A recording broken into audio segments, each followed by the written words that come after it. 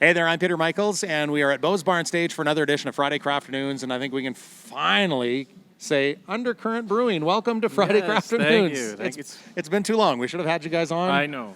Because how long have you guys been up and running in Sylvan Lake now? April 13th was our opening day, so a little over a year now. Okay, so we've got Brian, and what's your title there, Brian?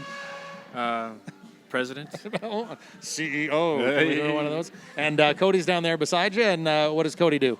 I'm the head brewer. Head brewer, okay. So talk a little bit about, so a little bit of a year, or just over a year in business. Have you exceeded expectations? Has it been everything you thought it was going to be? Well, we are in a bit of a decline in Alberta generally, so Yeah. that's been disappointing.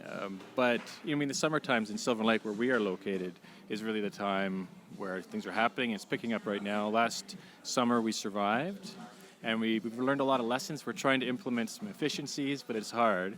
Yeah. It's a lot of, but it is a lot of learning as you yes. go, right? I mean, because the craft beer industry has been exploding for a while, but it is still relatively new. It is. So there's still a lot to learn. Yeah, and there's that whole saturation thing. It's funny, when we opened last year, CBC had done some thing, and they included us in Snake Lake, and they're asking about this, have we reached saturation?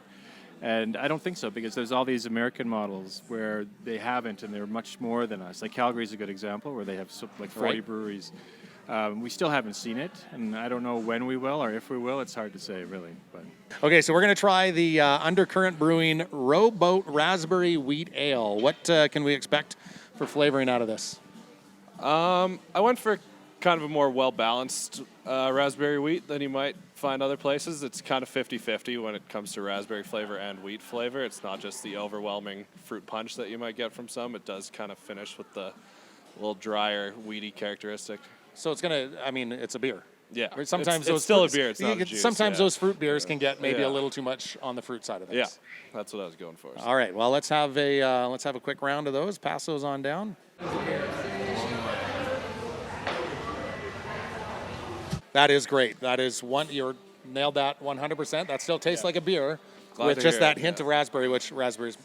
Yeah. Raspberry's probably one of my favorite fruit flavors, so I love having that in there. Yeah, we've heard that a lot now. People seem to like the raspberry in it, so. that's why we're excited, and we got this in summertime as well, because that's a crushable patio beer. That's kind of the way I describe it. That screams summer, to be honest. But very much. I even designed this label myself. I'm very proud about it. But anyways. Look at you go. I know. Nice work.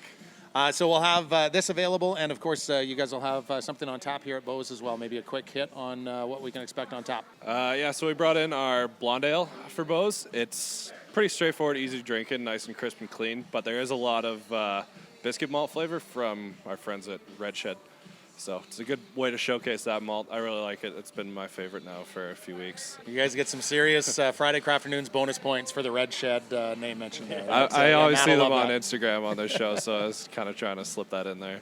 All right. Cheers. Thanks for coming in, guys. Thank you. Yep, thank you.